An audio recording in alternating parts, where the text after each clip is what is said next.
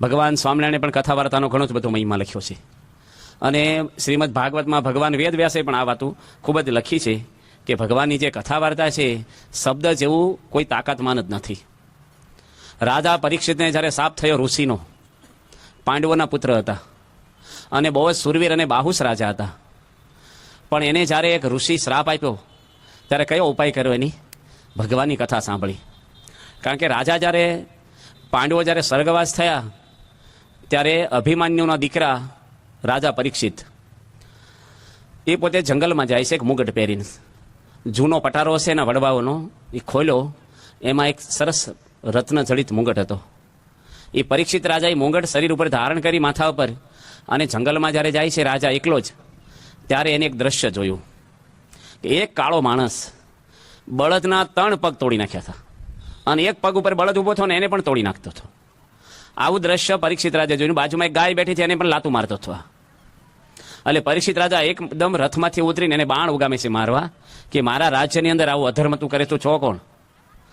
અને વ્યક્તિ રાજા પરીક્ષિતના શરણે આવે છે અને પરીક્ષિતને કહે છે કે હું મૂર્તિમાન કળચુક છું અને આ બળદ છે ને એ ધર્મનું સ્વરૂપ છે. ધર્મના 4 પાયા હોય છે: સત્ય, દયા, પવિત્રતા અને અહિંસા. એમાં દયા, પવિત્રતા અને અહિંસા 3 પગ મેં તોડી નાખ્યા છે અને સત્ય એક પગ રહ્યો છે ને એને પણ હું સત્યને તોડું છું. અને બાજુમાં ગાય છે એ પણ પૃથ્વીનું સ્વરૂપ છે, એને પણ હું દુઃખી કરું છું. કળજુગ આવે એટલે પાપ વધે, ધર્મ ક્ષીણ થાય, સદગુણો માણસના નાશ થઈ જાય. એટલે પરીક્ષિત રાજા એને મારવા જાય છે ને એટલે શરણે આવે ને રાજા મારતા નહીં અને કીધું કે મને કંઈક સ્થાન આપો. પરીક્ષિત રાજાએ એને 4 સ્થાન આપે છે. આપણે કહીએ ને કળજુગનો નિવાસ જેમાં ઘરમાં થાય એમાં શું થાય? કંકાસ, ઝઘડો, કજિયો જેને કહેવાય એને જ કળજુગ કહેવાય છે. લોકો કહે છે સતયુગ હતો અને કળજુગ. ભાઈ સતયુગમાં કળજુગ બેસી ગયો હતો. રામચંદ્ર ભગવાનના ઘરમાં નહોતો બેઠો કળજુગ? કંકાસ કરાયો કે ના કરાયો? રાવણને કળજુગ નહોતો? સતયુગમાં હતા આ લોકો.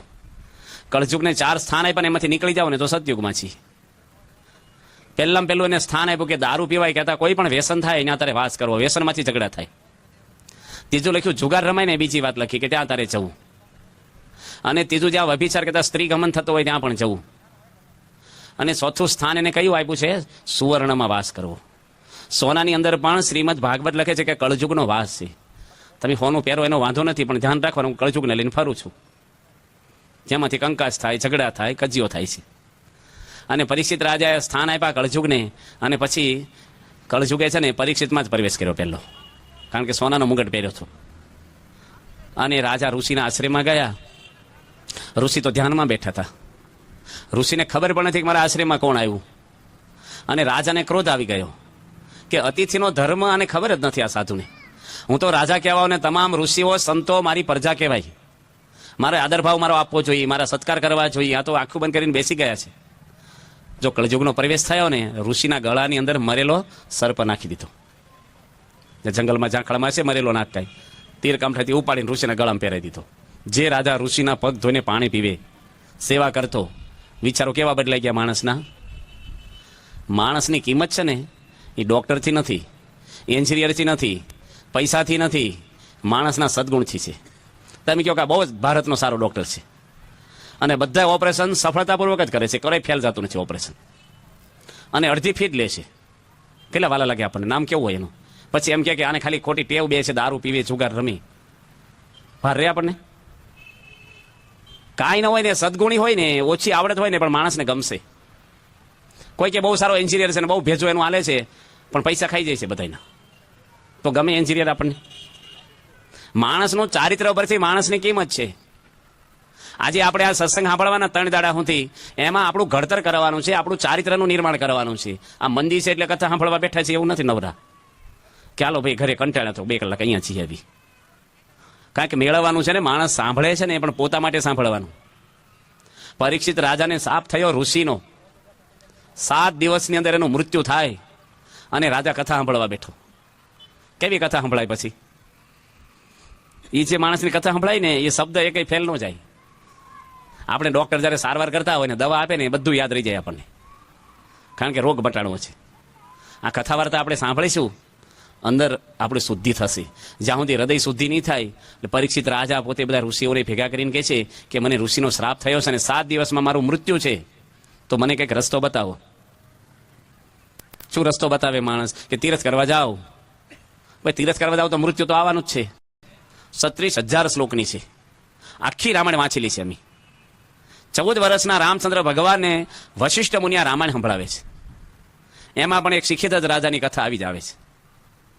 છોડવાનું છે ને મનથી છોડવાનું છે, શરીરથી નથી છોડવાનું. જો શરીરથી છોડવાનું હોય તો ભારતમાં જેટલા સાધુ છે એ બધા ત્યાગી કહેવાય કે નહીં? કારણ કે દેહે કરીને છોડ્યું છે.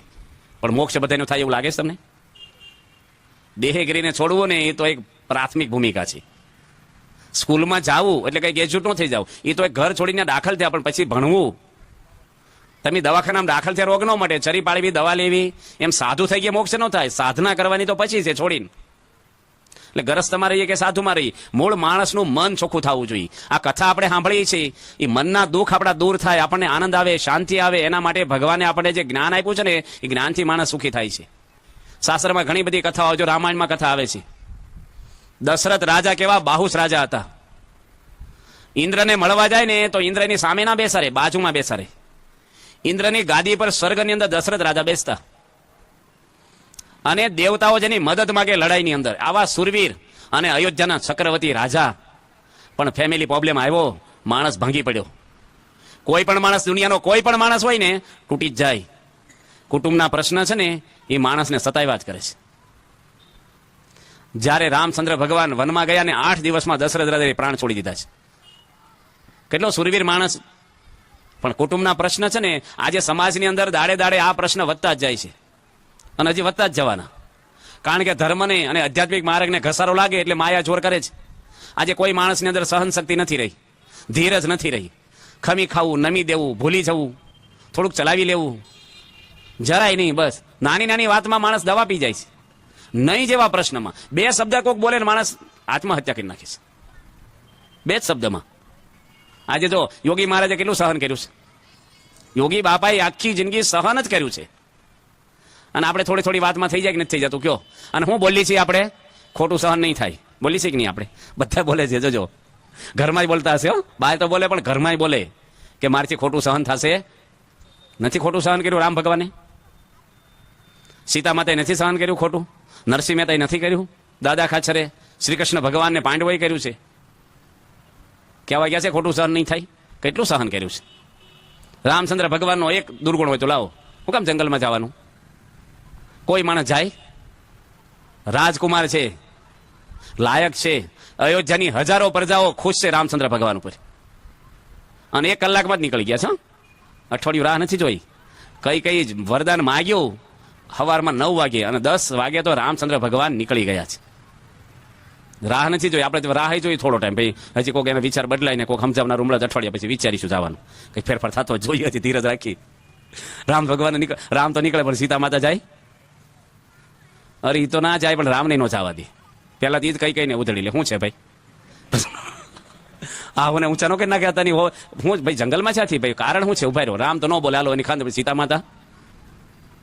અને કે નહીં ભાઈ 4થો ભાગ કાઢી દો અમારો જે નીકળે. અમારે શું કરવું એમ નહીં કરશું. ક્યાંક નો કે રામ ભગવાને દબાવી દે, તમે બોલશો નહીં કે બે જાઓ, હું અમને બધું પતાવી દઉં છું. જંગલમાં છે ભાઈ, હું વાંક હું મારું જંગલમાં જઈએ અમે.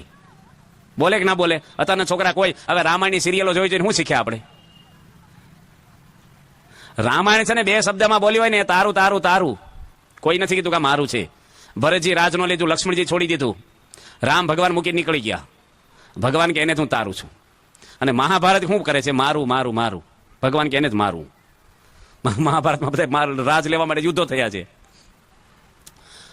રામચંદ્ર ભગવાનની જીવન ગાથા તમે છે ને, હમણાં મેં વાલ્મીકી રામાયણ વાંચીને તમે વાંચો ને હલી જાવ એવું છે. આ 6 સાપાન્યા બધા ટીવી ને અઠવાડો બધો જીવમાં ભરો છો ને, આ ધર્મ ગ્રંથો વાંચો ને, સારી પ્રેરણાઓ મળે આપણને. આપણી સંસ્કૃતિ આ છે, આપણે ખાનદાની આપણા સંસ્કાર એ આપણા ધર્મ ગ્રંથોમાંથી મળશે. આ ટીવીના ડબલામાંથી ના છાપામાંથી તમને કંઈ ખાનદાની નહીં મળે કોઈ શીખવાની. આજે કેવા કેવા પ્રસંગો આપણા શાસ્ત્રમાં આપ્યા છે. સીતા માતાને એટલા દુઃખ આવ્યા, એક પ્રશ્ન નથી કર્યો, એક પ્રશ્ન. અને વગર વાંકે જંગલમાં 20 વર્ષ સુધી રહ્યા છે વાલ્મીકીના આશ્રમમાં, તો એ રામનો અવગુણ નથી લીધો. સહેજે નહીં, કશું જ બોલ્યા નથી. આજે કેટલી ખાનદાની કહેવાય ને કેટલું સહન કર્યું. રાજમાતા કહેવાય, કારણ કે રામ ભગવાન ગાદી પર હતા. એટલે રાણી જ કહેવાય ને રાજાના. ભગવાન તો હતા જ, પણ રાજા હતા. અને કોઈ કેવડાવ્યું નથી. કોક વાર તો અહીં મળવા તો આવો, દીકરાનો જન્મ છો મોઢું જોવા તો આવો. રામ ભગવાન ગયા જ નથી. હમાચાર એની ચિઠ્ઠીને લક્ષ્મણજીને ન મોકલ્યા, તપાસ તો કરી ભાઈ એની હાલત શું છે, એકલી જંગલમાં છે, રાજાની દીકરી છે. સીતા માતાનું કેટલું જીવન ઊંચું છે. અને કેટલીક અગ્નિ પરીક્ષા થઈ તોય રામ ભગવાને જંગલમાં મોકલ્યા. નો કે એ વખતે ક્યાં ગયા હતા ભાઈ? જોયું નતું અગ્નિમાંથી નિષ્કલંક બહાર નીકળી? તમને મારો વિશ્વાસ એક લોકો બોલે એનો વિશ્વાસ છે? પણ કાંઈ નહીં. સન્નું દાડા યુદ્ધ હાલ્યું છે રામ રાવણનું. 1 વર્ષ સીતા માતા રહ્યા રાવણના ત્યાં. અગ્નિ પરીક્ષા થઈ ને અયોધ્યામાં નથી થઈ, લંકામાં જ થઈ છે. 1 વર્ષ પછી રામને જયારે મળે છે ને સીતા, તો રામ જાહેરમાં જ મળ્યા, ખાનગીમાં નહીં. કોઈ પણ પત્ની વર્ષ પછી પતિને મળે ને દુઃખમાંથી એકાંતમાં મળે. રામ ભગવાન તો બધાની વચ્ચે, હજારો વાંદરાઓ, હનુમાન, વિભીષણ, લક્ષ્મણજી, અંગદ, બધાની વચ્ચે. આવું સીતાનું તો રૂવાડ્યું નથી આપણે, તોય આપણે આખા પાછા થઈ જઈએ. અને લક્ષ્મણજીને કહેશે કે અહીંયા સીતા હળગાય તો હમણાં સીતા માતાને કે મારી નજર સામે તું બળીને મરી જા, મારી જોડે નહીં. અને સીતા માતા અગ્નિમાં પ્રવેશ કર્યો છે. અને અગ્નિદેવ મૂર્તિમાન સીતાને ઉચકી લીધા, રામની બાજુમાં બેસાડ્યા અને કીધું કે સીતા તો નિષ્કલંક છે, તમારી જીવાય મનમાં પણ કોઈનો સંકલ્પ એને નથી, કોઈનો સ્પર્શ કર્યો નથી, માટે તમે સ્વીકારો. આ અગ્નિ પરીક્ષા કર્યા પછી તો અયોધ્યામાં લાવ્યા. અને પેલો ધોબી 2 પૈસાનો બોલ્યો, એમાં તો સીતા માતાને લેવા દેવા વગરનું. અને એ જ વખતે નીકળવું, પેલા બોલવું, જો અડધી મિનિટ આમ આખું પાછું હોત ને તો વાંધો ના આવે. પેલો બોલી ગયા પછી નીકળ્યા હોત કે પેલા હવે સાંભળી ગયા ને તરત ડિસિઝન લઈ લેતું, મૂક્યા આવો. આ તો કેટલું ભારે પડે. દુઃખ સહન કરવાને આપણે બધા કેવું કરીએ છીએ ખબર? દુઃખ કેમ દૂર થાય એના ઉપાયો કરીએ. સહન કરવાના ઉપાય કોઈ વિચારતું જ નથી. તમે ગમે તેટલા દુઃખ દૂર કરશો ને, 2 દૂર કરશો ને, 5 આવીને ઉભા રહેશે. આ દુનિયામાં કોઈ ફેમિલી કે કોઈ મહાન પુરુષો દુઃખી થયા વગર જીવન પૂરું કર્યું એટલે આવો. તમે બેઠા છો, કેટલી વાર રેડ્યા છો? નથી રેડાવ્યા? મરણ નહીં, એમને રેડ્યા છો બોલો, દુઃખને લઈને. જાહેરમાં નહીં તો બાથરૂમમાં ગોદડું ઓઢીને કોઈ અગાસી બેસીને રોઈ આવે. ભલભલાને રડાઈ દેવી છે દુનિયા. ખૂંક છે કે નહીં? બધા અરે ગમે તેને થઈ જાય. સહન કરવાનો, આનંદ કરવાનો, સમજણ કેળવવાની, એના માટે આ કથા વાર્તા તમે સાંભળવા આવ્યા છો. રામાયણ વાંચો, મહાભારત વાંચો, ભાગવત વાંચો. બધા પ્રસંગો કહેશું આપણે 3 દાડાની કથા છે. હવે આજ તો હમણાં પૂરું થઈ જાય, 2 દાડા સાંભળવાનું. હવે આમાં પેકડે પગને ભ્રમ ઉપદેશ. જલ્દી પતાવી દો. કથા વાર્તા તો છે ને બહુ શાંતિ વાળી છે અને બહુ ધીરજથી સાંભળીએ આપણે. કાંઈક આપણામાં અડે, ધરતી કોરી હોય આખા ઉનાળાની, થોડોક વરસાદ પડે એમાં કઈ વાવણી થાય. કથા વાર્તામાંથી આપણે શાંતિ થાય છે. તો કેટલા બધા પ્રસંગો આ કથા વાર્તાના આવે છે. ભગવાન સ્વામિનારાયણનું આપણે વચનાવત વાંચવાના છીએ. સહજાનંદ સ્વામીનો અવતાર થયો આ પૃથ્વી ઉપર. અયોધ્યાની બાજુમાં જ એનો, રામ ભગવાનની બાજુમાં જ, અને એક જ જન્મદિવસ છે રામનવમી. બેવનો જન્મદિવસ એક દિવસે જ થયો છે. રામચંદ્ર ભગવાન બપોરે 12 વાગે જન્મ્યા, સ્વામિનારાયણ ભગવાન રાત્રે 10 વાગે જન્મ્યા. ચૈતર સુધી નોમ. સ્વામિનારાયણ ભગવાન નાના હતા ત્યારથી પોતે સરયુ નદીમાં નાવા જતા. રોજ 4 વાગે ઉઠીને નદી સ્નાન કરે. 12 મહિના ઠંડી હોય કે ના હોય, લાઇટો નહોતી ને બેટરી નહોતી જમાનામાં. 4 વાગે 5 વર્ષનો બાળક નદી નાવા જાય એકલા. અને મંદિરોમાં જ જાય, બધી કથા વાર્તા સાંભળે. અને બધા હગાવાલા એના માતા પિતા ધામમાં ગયા પછી એને નક્કી કર્યું કે મારે ઘર છોડી દેવું. હવે બહુ જ નાની ઉંમરે, 11 વર્ષની ઉંમરે એ ઘનશ્યામ મહારાજ ઘર મૂકી નીકળી ગયા. એક બેડિંગ નથી ભેગું, એક પૈસો નથી, પગમાં ચંપલ નથી, કોઈ વ્યક્તિ ભેગી નથી. આપણે તો તીરથ કરવા જઈએ તો સામાન પેલા એની જ મજા છે. સામાન વગરના તીરથ જ હુકા લાગે. હવે આપણે કોરા કોરા ગમે તેટલા ભગવાનના દર્શન હારા હોય પણ સામાન જોઈએ ડબ્બા બધા વ્યવસ્થિત. જાત્રામાં એવું જ હોય છે ને. અમે જાત્રા કરવા ગયા ને 87માં ગયા હતા.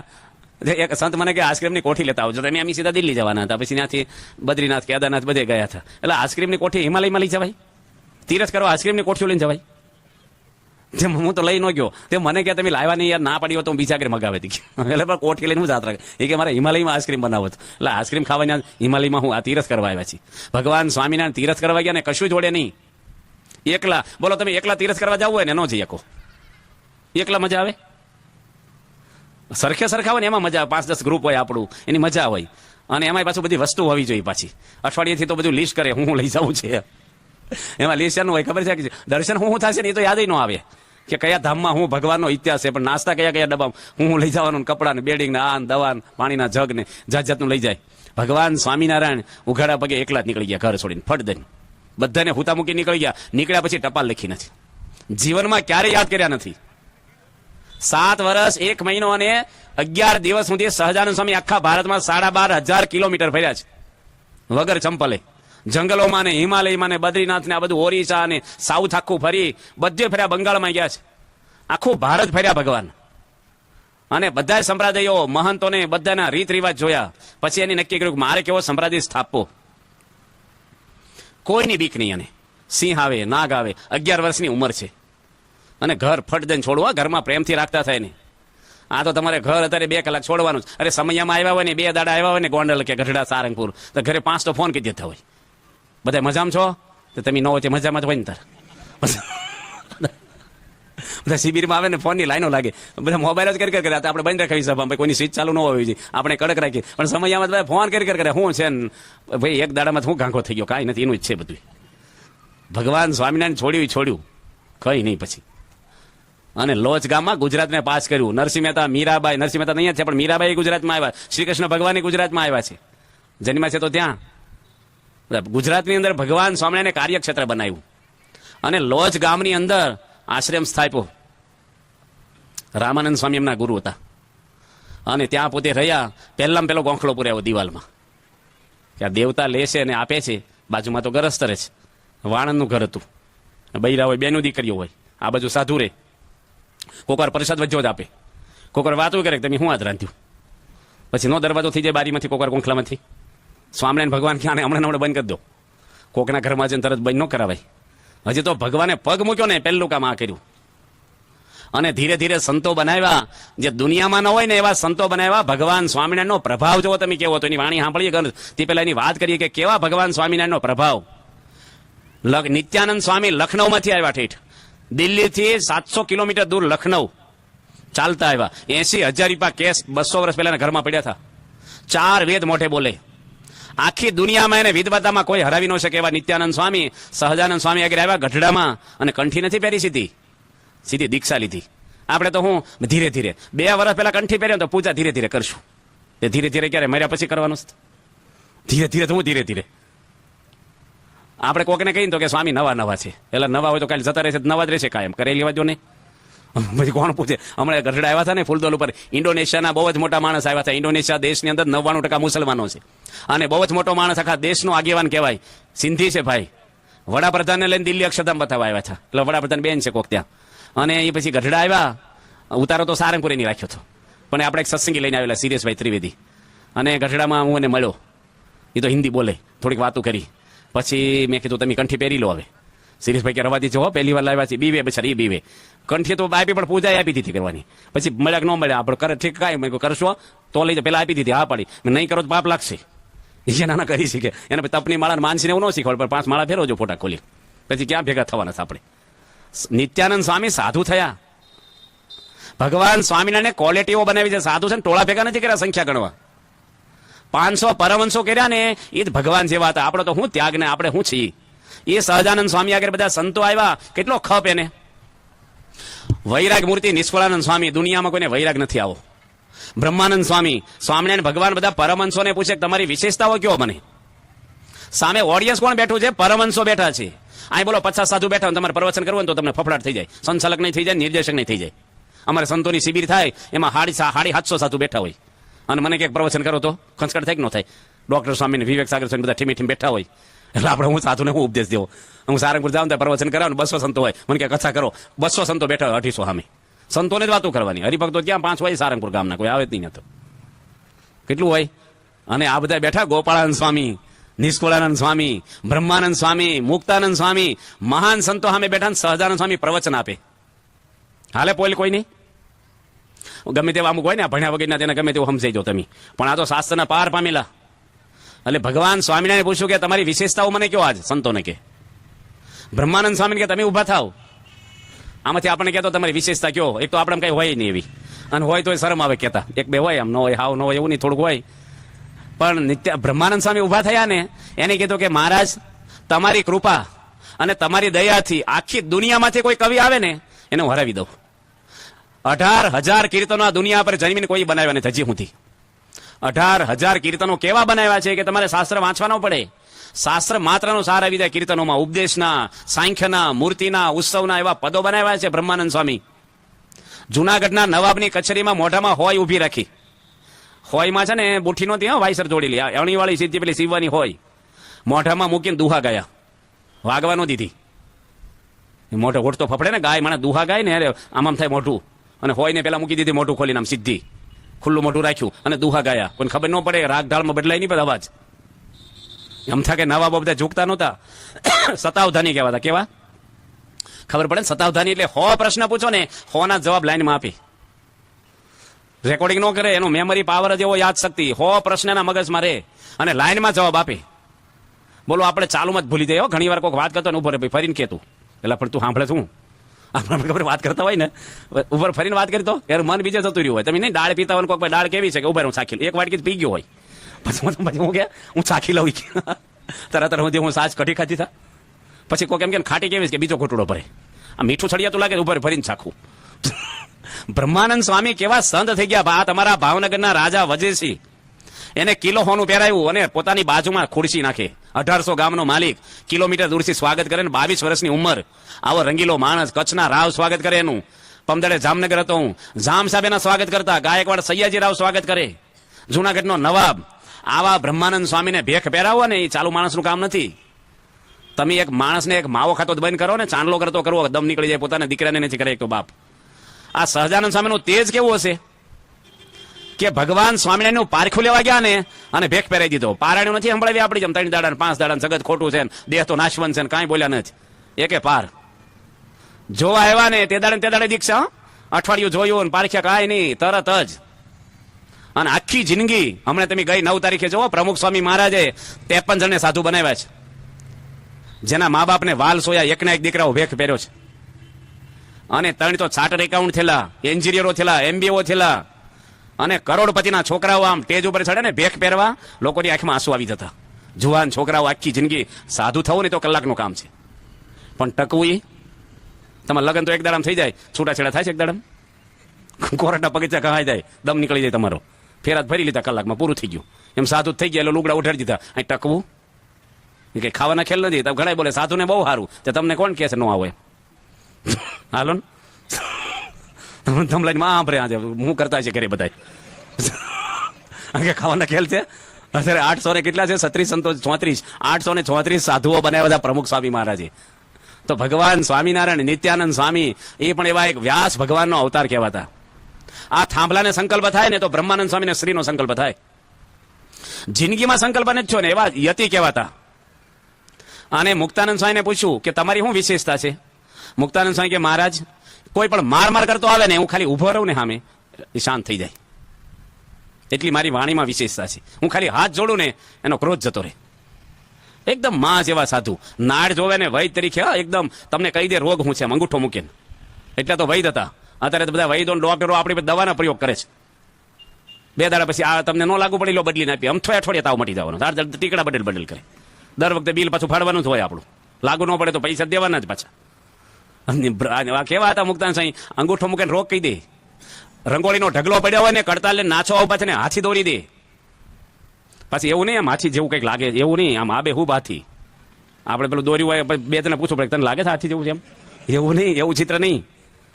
બધા તબલા વગાડે અને ગાય ને કીર્તનો 8000 કીર્તનો બનાવ્યા છે મુક્તાનંદ સ્વામી. જો બનાવવા વાળા હોય ને ગાતા નથી, અને ગાવા વાળા લખતા ન આવડે, અને લખેન ગાય ને વગાડતા ન આવડે વાજિંત્ર. મુક્તાનંદ સ્વામી બધામાં પારંગત હતા. અને સત્સંગની માં કહેવાતા. ભગવાન સ્વામિનારાયણે સંતોને કીધેલું કે એક જ વાર જમવાનું દાડામાં. અને બધા નાના સંતોને ભૂખ લાગી 5 વાગે, બધા બાજરાના રોટલાના ટુકડા વધ્યા હોય ને હાનના, એ બિચારા ખાતા હતા. પેલો ટોચ ખાય ને છોકરા એમ બિસ્કિટની જેમ. એ જમાનામાં કઈ મંદિરમાં હતી નહીં વ્યવસ્થા. તે મુક્તાનંદ સ્વામી નીકળ્યા ને તે બધા હાથમાં રોટલા પડી ગયા. બીક લાગી કે આ તો ભગવાને એકવાર જમવાનું કીધું ને આપણે તો શરૂ કર્યું ને જોઈ ગયા. મુક્તાનંદ સ્વામી કે સંતો આજ તો મને ભૂખ લાગી છે, એક ટુકડો વધ્યો છે, બધા લઈ લેતા હો કે આ વધ્યો લો તમે ખાઓ. અને બધા લઈને ખાવા મળ્યા. એવા માં જેવા સાધુ હતા, દબડાવે નહીં. નકર બીજા નો કે આ શું કરો છો તમે, હાલો સીજી મહારાજ કે અપાવું વધારે ખાધું પરિણામ પ્રાયશ્ચિત કરો, ટડખાવે. ઘણી વાર જોજો કુંભાર કરતા ગધેડા ડાયા હોય, આમ પાવર વધારે બીજાનો હોય, જોજો તમે. મુક્તાનંદ સ્વામી તો માં જેવા સાધુ, બધાને નભાવે. ગમે તેવો માણસ આવે ને હાથ જોડી દે. એવા સંત શ્રીજી મહારાજ હતા, નારદજીનો અવતાર કહેવાતા. પછી ગોપાળન સ્વામીને પૂછ્યું કે તમારી શું વિશેષતા છે? ગોપાળન સ્વામી કે આખી દુનિયામાં તમારું ધાર્યું થાય ને હું ધારું ને તો આ બ્રહ્માંડમાં મારું ધાર્યું કરું. અને તમે જાણો છો ને ગ્રહણ અટકાયું હતું આકાશમાં, એ ગોપાળન સ્વામીની તાકાત છે. આ સારંગપુરમાં હનુમાન પધરાવ્યા ને એ ગોપાળન સ્વામી પધરાવ્યા એટલે મહિમા છે હનુમાનજીનો. હનુમાન તો ગામડે ગામડે છે કે બધા જાય છે ને, કેમ સારંગપુર બધા જાય છે ભૂતા કઢાવા? ગોપાળન સ્વામી ઈશ્વરીય મૂક્યું છે માલપા. તો આવા બધા 500 પરમહંસો ટૂંકમાં શ્રીજી મહારાજના દાસ હતા ને એને શ્રીજી મહારાજ પ્રવચન આપ્યા છે ને એ આપણે વાંચીએ છીએ વચનામૃત. આમાં કઈ વ્યવહારની વાતો નથી. જીવનની અંદર આપણને શાંતિ મળે, સુખ મળે, આનંદ મળે.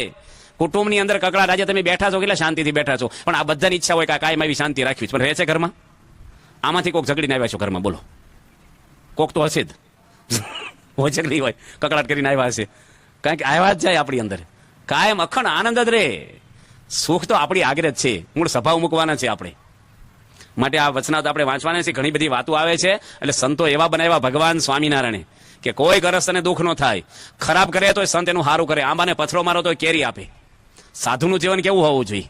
ગુણાતીતાનંદ સ્વામી એક ગામમાં ગયા અને રસોઈ કરી. રાજુલાની બાજુમાં ટીંબી ગામમાં સંતો રસોઈ બનાવે, સ્વામી કથા કરે. અને એક સાધુ છે હવા દો કે જીરું લાવો ને દાળ વઘારવા. તો પેલા કે સ્વામી જીરું તો નથી અમારે ઘરે, કારણ કે એ જમાનામાં તો વઘાર જ બહુ નહોતા. ખબર ને આપણે અત્યારે બધું થઈ ગયું કાઠિયાવાડીમાં, તે બધા ભાવનગર ને સુરત જવા મળ્યા. બાકી આપણે કાચી કઢી ખાઈ, રોટલો છોડીને સાસ ને મરચું નાખી દે, મરચું હોય, અથાણાનો ટુકડો હોય, મરચું એવું જ ખાતા. હાજે તો શાક હોય જ નહીં. નવા નવા સાધુ થયા ને તે ગામમાં ગયા, થાળીમાં ઘઉંનો લોટ લાવ્યા અને એક સાલ્યામાં ફોતરાવાળી દાળ લાવ્યા. કીધું શાક લાવો, તાર કે આને શાક કહીએ છીએ. આ દાળ એ શાક, બીજું કયું શાક? એ કે મગનું શાક નથી કહેતા, હજી બોલે છે મગનું શાક કર્યું છે, આપણે એને કઠોળ કહીએ છીએ. પણ પહેલા તો કઈ હતું જ નહીં. અને સંતો એ જીરું માંગ્યું તો બિચારો ભગત પણ તમારે જેવો મહિમા વાળો તે ગામમાં લેવા ગયો. ગામમાં નો મળે, બાજુના ગામમાં ગયો. પેલા ફોન હતા ની, મોટરસાયકલ નહોતી, હાલે બહુ માણસો પહેલા, એટલે રોગ નહોતા થતા. ફેર રાજુલા લેવા ગયો તીસા ગામમાં. અને 12 વાગે આવ્યા. એના વીરાભાઈ 12 વાગે આવ્યા ને સંતોએ રસોઈ બનાવીને દાળ વઘારવાની બાકી રાખેલી અને વઘાર માર્યો અને તપેલી ઉતારવા ગયા ચૂલા પરથી. ઘણા ઘરે હાણસી આવી હોય, ખબર? આમાં ટાંટિયા વાળી પડી ચૂલામાં દાળ બધી હાણસી છટકી. ગુણાતીતાનંદ સ્વામી કે ત્રણ ગામમાં ભગતને દોડાવ્યા, જીરું લેવા લો, રખ્યા ખાવ. હવે સાધુ થઈને આવું કરાય? બિચારો હરિભગત આખી જિંદગી ખાય છે જીરા વગર, તો તમારે શું વાંધો છે? એક સાધુ છે ને, એક હરિભક્તે અત્તરની શીશી આપી એક સાધુને કે આ ભગવાન સ્વામિનારાયણને અત્તર આપજો ને. તો કે સારું. અને શું કીધું કે ભગવાનને ગમે તો પાછા મને કહેજો, ફરીને ખોટે લાવી દઈશ. તે પેલા સ્વામિનારાયણ ભગવાનને આપી અત્તરની શીશી. પેલા શીશી એવી આવતી, સ્પ્રે નહોતા, જાડી લઠ હોય, મારી પાસે હળી જાય એટલી જગ્યા, 2 પૂંભળા પલ્લે, ખબર ને એવું જાડી કાચ આવતી. તે સ્વામિનારાયણ ભગવાનને આપ્યું સાધુએ અત્તર. સ્વામિનારાયણ ભગવાનને પૂછ્યું કેમ લાગ્યું તમને? ભગવાન કે સારું છે. પેલા ભાવ હતો વખાણ કર્યા. તે પેલો સંત એની ભાઈને ઘરે ગયો પાછો. એ કે બશેર લાવી દેજો. કે બશેર લાવજો બશેર. પેલો કે હું ઘી લાવવાનું, કે અત્તર લાવવાનું, ભગવાનને ગમ્યું છે કે કઈને હાલતા થઈ ગયા. તો અને પેલો બાપ દીકરો પેલા વડતા લાવ્યા ભગવાન હતા ત્યાં. એ કે મહારાજા તમારા સાધુ બશેર અત્તર માગે છે, પણ જો જમીન વેચું તોય ન થાય એટલું, માટે માફ કરજો. શ્રીજી મહારાજ કે કોની માગ્યું? કે પેલા સ્વામી માગ્યું છે. પેલા બશેર અત્તર મગાય, આ શેરના ભાવમાં આવે. એ કે અમારે એમ કે સ્ટોક હોય ને ભાઈ, ખૂટે નહીં, અમને શું ખબર શું ભાવ હોય, એમ તો હાંચું જોડતા આવ્યા ઘરેથી. શ્રીજી મહારાજ કે આ બિચારા ગરસ્તનું લોહી ન પીજો, આવું મગાતું છે તમારે? એટલે શ્રીજી મહારાજ બધા સંતોને એવી ટ્રેનિંગ આપેલી કે કોઈને દુઃખ થાય, કોઈને શ્રાપ નહીં આપવાનો, કોઈ વ્યસન નહીં રાખવાનું, ચારિત્ર સારું રાખવાનું, સાધુનું જીવન તો સારું જ હોવું જોઈએ, નિષ્કલંક હોવું જોઈએ. બસમાં આપણે ઊંઘીએ વાંધો નહીં, પણ ડ્રાઈવર તો જાગતો હોવો જ જોઈએ. આપણે બધા પેસેન્જર કહેવાય, પણ ગુરુ છે ને એ ડ્રાઈવર કહેવાય. એ ગુરુ ઊંધું મારે એટલે આપણે ક્યાં જઈને બેહવું? સંતો હાચા હોવા જોઈએ. ખોટા સાધુ ને એટલે ગામડામાં જઈને બોલે સાધુ બાધુ આવ્યા, સાધુ બાધુ. રામાયણની અંદર આ પ્રસંગ આવે છે. રામાયણમાં કે જયારે રામચંદ્ર ભગવાન 14 વર્ષના હતા ત્યારે વિશ્વામિત્ર ઋષિ રામચંદ્ર અને લક્ષ્મણજીને લઈ અને ધનુષ યજ્ઞ જનક રાજાએ કરેલો ને ત્યાં ગયા છે. કારણ કે કથા કેવી આવે છે કે રાવણ છે ને, રાવણ એની ટેક્સ માગેલો. કોને કે ટેક્સ માગ્યો? ઋષિ મુનિઓ આગળ. રાવણની અંદર એટલે કામ વાસના નહોતી, અભિમાન પણ હતું, લોભ પણ હતો. અને રાવણને સમજાવવામાં કોઈ બાકી નહોતું રાખ્યું. જો વિભીષણે સમજાવ્યા, એના દાદાએ સમજાવ્યા માલ્યવાન, પછી મંદોદરીની પત્ની સમજાવ્યા, પછી હનુમાનજી સમજાવ્યા, અને છેલ્લે અંગદને સમજાવવા ગયો છે. લડાઈ પહેલા રામ ભગવાને અંગદને મોકલ્યા, હજી તમે સમજાવો, આપણે પાછા જતા રહી, સીતા આપી દે આપણને, યુદ્ધ કરીએ એમાં તો નિર્દોષ મરી જશે. રામની ઈચ્છા નહોતી યુદ્ધ કરવાની. ઠેઠ પહોંચી ગયા પછી નો કે મારીને જ જવું છે. થાકીને બીજાને એવું થાય. ભગવાન તો દયાળુ હોય. અને રાવણ કોઈનું માને નહીં, કોઈનું ન માને ને રાવણ કહેવાય. આપણે નહીં કહેતા હું કોઈનું સાંભળવામાં આવશે નહીં, હું કોઈનું કયું માનવાનું જ નથી, એને શું કહેવાનું? રાવણ. બસ. અને આ રાવણે ટેક્સ માગ્યો. કોને કરે માગ્યો? ઋષિ મુનિઓ આગળ. એટલે ઋષિ મુનિઓ કે અમે તો દયા પ્રભુની કરીને ખાઈ છે, એમાં ટેક્સ છે નો? એ કે કંઈક તો ખાવ છો ને, એમાંથી મને આપો થોડુંક. બધા ઋષિઓ ભેગા થયા અને આંગળીમાં ચેકો મૂક્યો. બધા ઋષિઓ અને અવડો મોટો કળશ હોય ને કુંભ તાંબાનો, એ લોહીથી ભર્યો. હજારો ઋષિઓ ભેગા થઈ અને એને પેક કર્યો, સીલ પેક. અને રાવણના રાજ સિંહાસન પર રાવણ બેઠો હતો ને, એના એક માણસને મોકલો કે એને ટેક્સ આપણો આપી આવો. આ વાલ્મીક રામાયણની શરૂઆતમાં જ આનાથી થાય છે. અને રાવણે જયારે ખોલ્યો ને કુંભ, તો મારી પાસે લોહી, એનો કાળ દેખાણો, એનું મોત એને દેખાણું, એને અશાંતિ થઈ ગઈ જોઈને જ. એના માણસને કીધું કે મારી સરહદની બહાર એને દાટી આવો, જાઓ. મારા રાજની બોર્ડરની દૂર અને ગમે ના દાટી આવો. અને જનકની મિથિલામાં દાટો કળશ, એમાંથી કોણ આવ્યું? સીતા માતા થયા. એ રાવણનું મોતનું નિમિત્ત બન્યા. એ સીતા માતા હતા, એ જનક રાજાની પુત્રી હતા. અને આપણે જાણીએ છીએ કે શિવે દેવતાઓની સામે ધનુષ ઉગામેલું, અને બ્રહ્માજીની પ્રાર્થનાથી મહાદેવે ધનુષ બાણ મારવાનું બંધ રાખ્યું, અને જનક રાજાના ઘરમાં એ ધનુષ થાપણ તરીકે મૂક્યું હતું. પણ કેટલું વજનવાળું હતું, કોઈ સૈનિકો હલાવી ન શકે ને, બળવાન 5 ભેગા થાય તોય. અને એ ધનુષને સીતા માતા 12 વર્ષની 15 વર્ષની દીકરી નાની હતી ને, ત્યારે ધનુષને લઈને જનક રાજા ઘરે આવી. જનકને નવાઈ લાગી ગઈ. રામાયણમાં એવું લખ્યું, નીચે લીપણ નહોતું થતું, કારણ કે કોઈ ઉચકી ના શકે ને, એટલે કચરો થતો. સીતાજી રોજ ઉચકીને બાજુ મૂકી દે, લીપણ કરે ત્યારે. જનકને જો કે મારી દીકરીમાં એટલી બધી તાકાત છે, તો એને તાકાત વાળો પુરુષ જ પરણાવો છે મારે.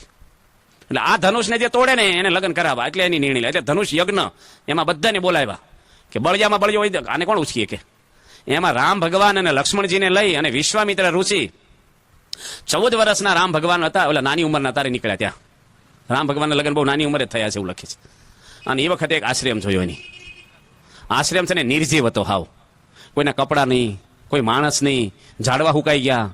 અને રામચંદ્ર ભગવાને પૂછ્યું વિશ્વામિત્રને કે આ શું છે અહીંયા? એ કે આ તો એક ઋષિનો આશ્રમ છે, કેમ નિર્જીવ છે, ઉજ્જડ? ત્યારે એને વિશ્વામિત્ર કહે છે કે આ આશ્રમમાં થોડાક વર્ષો પહેલા બહુ દુઃખદ ઘટના બની ગઈ છે. અહીંયા આ તો એક ગૌતમ ઋષિનો આશ્રમ છે. અને એની કથા એવી લખે છે કે બ્રહ્માજી એક દીકરી ઉત્પન્ન કરી હતી, અતિ સ્વરૂપાન છોકરી. અને બ્રહ્મા પોતાની જોડે જ રાખે સ્વર્ગમાં, સત્યલોકમાં, અને એનો ઉછેર કરે. ઇન્દ્ર રાજા જ્યારે બ્રહ્માજીને મળવા જાય, ત્યારે આ દીકરીની સામે એની નજર ખરાબ થઈ. ત્યારથી ઇન્દ્રના મનમાં પાપ પેઠવા છોકરીને જોઈને. ત્યારથી ઇન્દ્ર રાજા કહેવાય સ્વર્ગનો, પણ એની અંદર એ પાપ ભરેલું. બ્રહ્માજી એ દીકરીને થોડીક મોટી થઈ પછી વિદ્યા ભણાવવા માટે એક ઋષિના આશ્રમમાં મૂકી ગયા. ગૌતમ ઋષિના આશ્રમ મને આપી કે આને તમે વિદ્યા ભણાવજો. ઋષિ બહુ પવિત્ર હતા, ખાનદાન હતા, ચારિત્રવાન હતા. કોઈ દે છોકરીની સામે એની નજર કરી નથી. એને શાસ્ત્રની તમામ વિદ્યા ભણાવી. ઉંમર થઈ, યુવાન થઈ, એટલે બ્રહ્માજીને વિચાર્યું કે આના લગ્ન કોની જોડે કરાવવા આવે. પછી એને કીધું કે ગૌતમ ઋષિ જોડે તેને પરણાવી દી. ઋષિ એવા પવિત્ર છે અને દીકરી ત્યાં મોટી થઈ છે.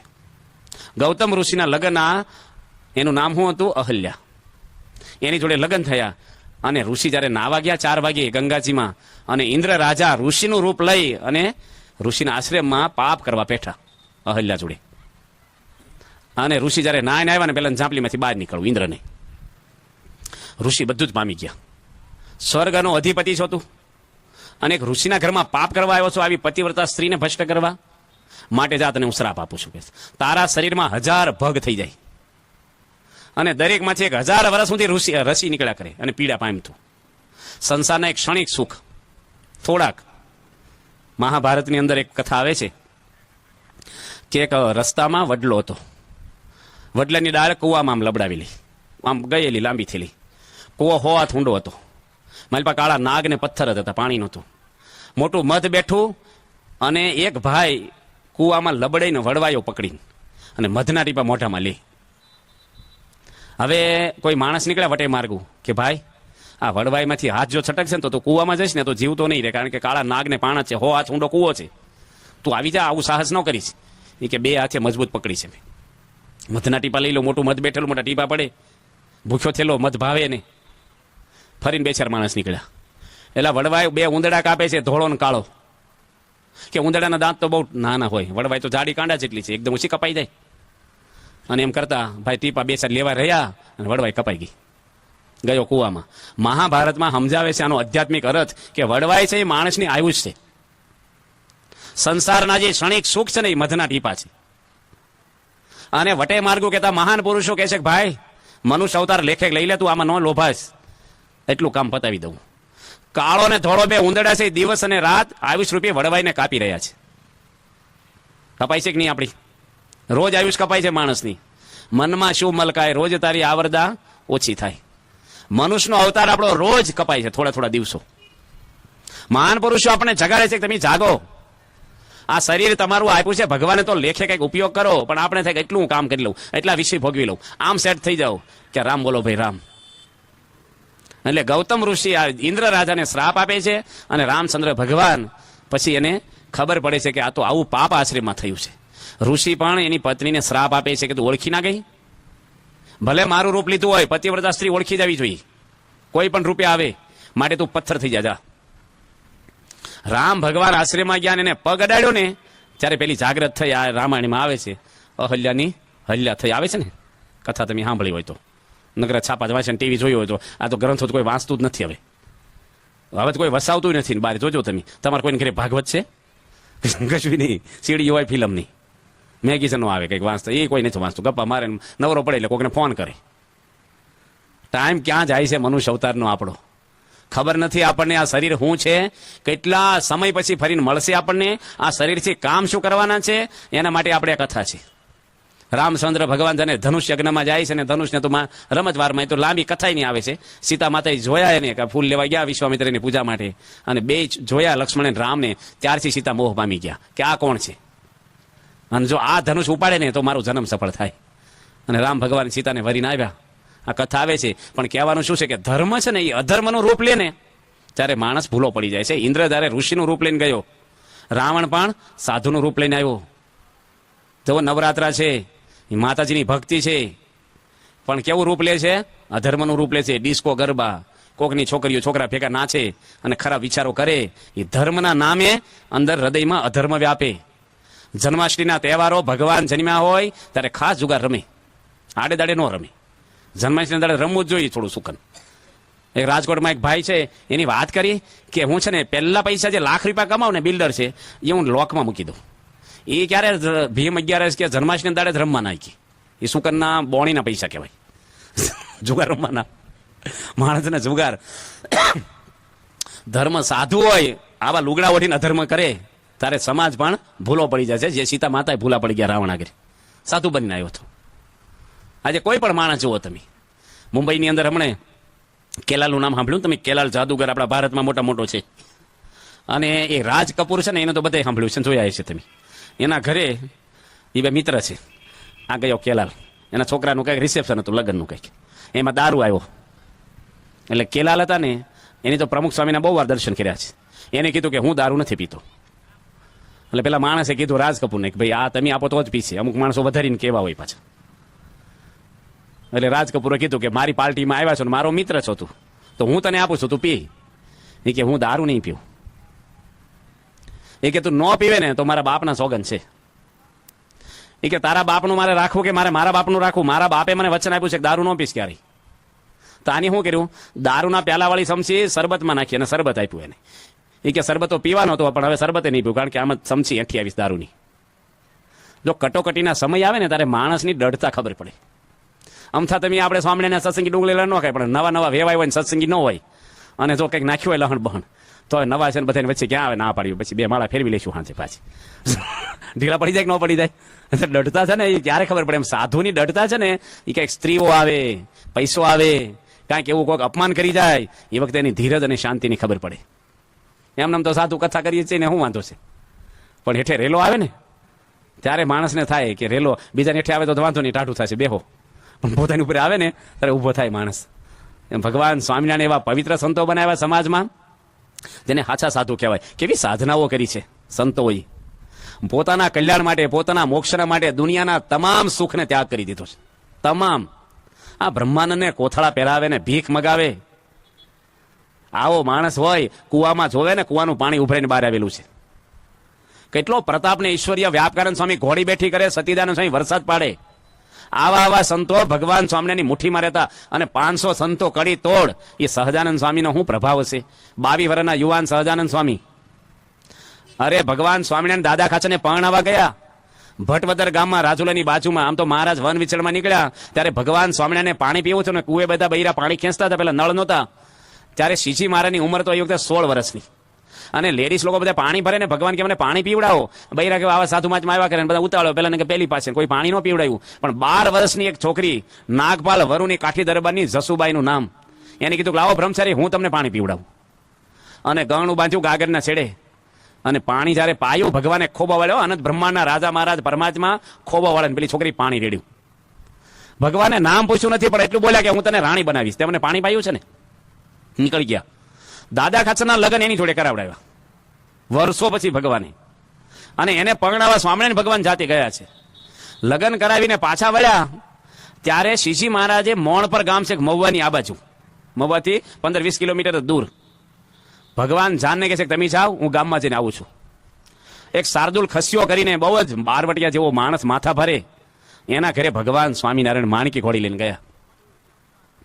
અને એ તો ઘરે જ હતો. અંગ્રેજ સરકારે હોધવા માટે એ જમાનાની અંદર 25,000 ઇનામ બહાર પાડ્યું હતું, અને ફાંસીની સજા હતી, અને પકડાઈને તરત સ્વામિનારાયણ ભગવાન ત્યાં ગયા, અને પોતે રાજી થઈ ગયો કે સ્વામિનારાયણ તમે મારા ઘરે આવ્યા, હું તો પાપી છું, મારી રસોઈ જમીન જાઓ, મારા પાપ બાળો.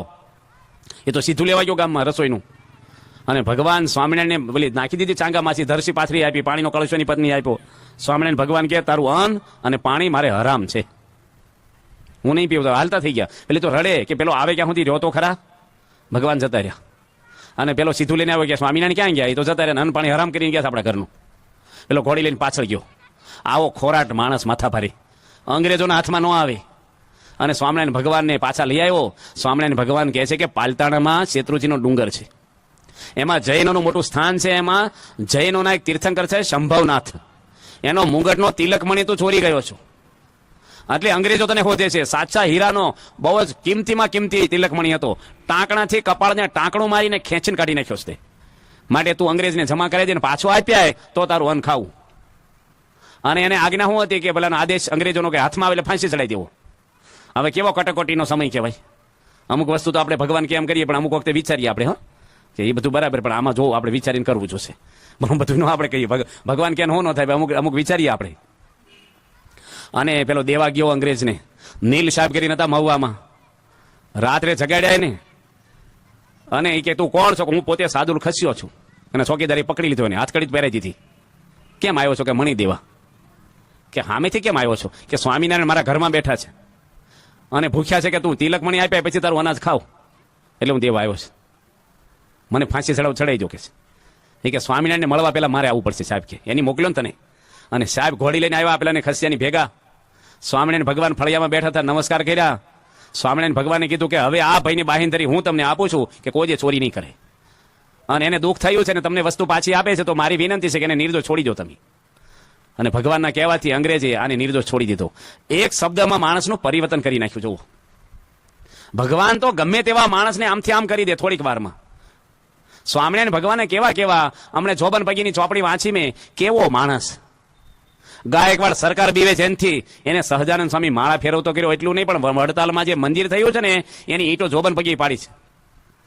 27 રૂપિયા આપીને બ્રહ્માનંદ સ્વામી મોકલ્યા હતા મંદિર કરવા. 27 રૂપિયામાં મંદિર થતા છે, છણા મમરા આવે.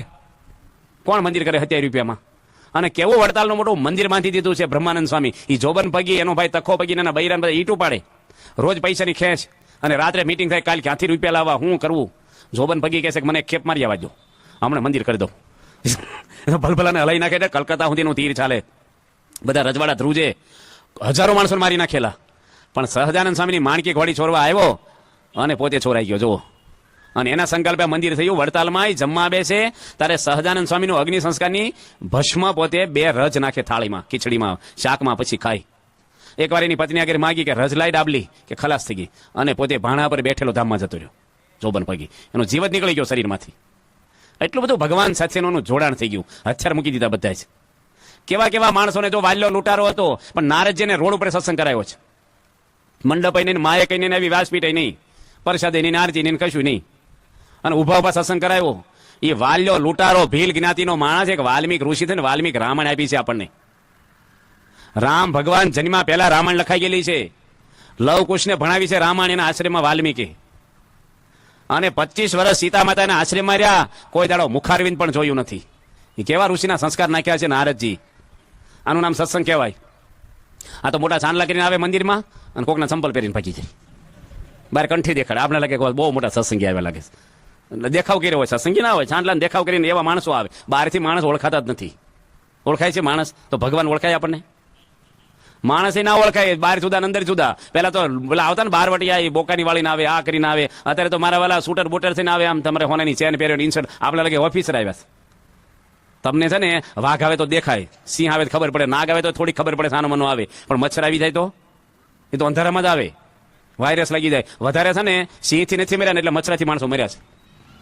બેઠો કુસંગ આવે, અંદરથી આવે, ખબર જ ન પડે આપણને. તો આવા માણસોના પરિવર્તન કરી. આપણે સુરા ખાચર મોડા આવ્યા કથામાં, ભગવાન સ્વામિનારાયણ કે મોડા આવ્યા કે મારા બળદિયા 2 કોક ચોરી ગયું કે તો ખેતી કરવાની મુશ્કેલી પડી છે કે ના, બીજાને 4 લઈ આવ્યો એટલે મોડું છું મારી કે. હવે આવા બધા માણસોને ભગવાન માળા ફેરવતા કર્યા, બધા ભલભલાને ભગવાને સુધારી દીધા. સ્વામિનારાયણ ભગવાને તો આ સબ ભગવાન આવ્યા ને તો કેટલો લાભ થયો છે આપણને. વાલ્યો લૂંટાર એકલા નારજી નહોતો નડતો, જોબન પૈકી સ્વામિનારાયણ એકલા નહોતો નડતો, આખા સમાજને નડતો હતો.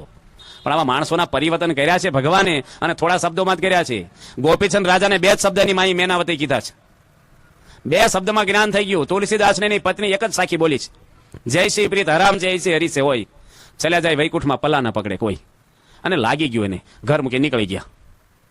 આપણે તો ગળા ઘહાઈ જાય ને કાન ફૂટી ગયા કથા સાંભળી. તો પાછા આપણે કાંઈ રેનકોટ પહેરીને બેહે અને વરસાદ અડે. રેનકોટ પહેર્યો ગમે તેટલો વરસાદ પડે, કોરા રહી કે નો રહી. આપણે કાઠિયાવાડમાં કે ગાંગડું મગ હોય કોવડું, એ તમારે કુકરમાં નાખો ને તો ખખડેથી પોછા જ ન થાય. એમ અમુક છે ને ગમે તેટલી કથા સાંભળે ને એને કાંઈ અડે જ નહીં, કંઈ ખેરીને હાલતા. કથા કંઈક લઈ જવાની જ ભેગી, કંઈક ફેરફાર થવો જોઈએ. લૂંટારાના ફેરફાર થાય તો આપણે કેમ ન થાય? તો આપણે તો લૂંટ નથી કરતા, પણ ક્રોધ તો કરો છો ને.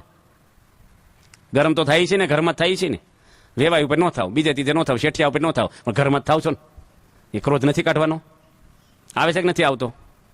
એ ડખાનું મૂળ શું છે ઘરમાં? તમે ગરમ થાવ, શેના માટે ગરમ થાવ છો? ખાવા માટે, વસ્તુ માટે. મારું ધાર્યું થવું જોઈએ. આ શિબિરની અંદર થીમ કઈ હતી આપણી? સત્સંગ શિબિરમાં આવ્યા હતા ને, મોટા ભાગના આવ્યા છે. કઈ થીમ હતી મુખ્ય? ઓમ શાંતિ શાંતિ શાંતિ. બધાને શાંતિ થવી જોઈએ. સહન કરે તો શાંતિ થાય, મનગમતું મૂકે તો શાંતિ થાય, ઘર સભા કરો તો શાંતિ થાય. આ બધા પ્રસંગો આવેલા જ છે. અહીં વાત કરીશું કાલે ઘર સભાનું શું લાભ થાય છે આપણને.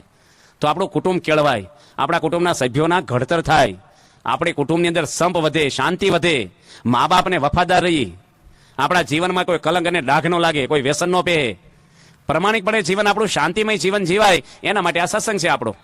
બસ સત્સંગમાં આવીને ગડબડ કર્યા કરે હું એને અર્થ માટે ભગવાને આપણે એવું જ્ઞાન આપ્યું છે. ઘણી બધી વાતો આપણે આવે છે. તો ભગવાન સ્વામિનારાયણ પૃથ્વી પર આવી અને જે વચનામૃત આપણને આપ્યું છે એનું આપણે થોડુંક અત્યારે વાંચન કરીએ છીએ કે વચનામૃતની અંદર ભગવાન સ્વામિનારાયણે કેટલું કેટલું આપણને કીધું છે, કે જ્ઞાન કેવું આપણને આપ્યું છે અને કેવી કેવી વાતો આપણને કરી છે. સહજાનંદ સ્વામી, એ જ્ઞાન છે ને પૈસા દેતા તમને નહીં મળે.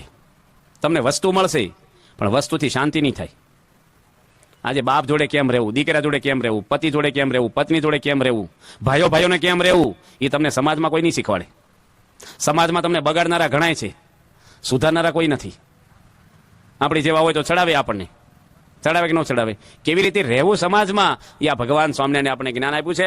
ઘણી બધી વાતો એમાંની આવે છે.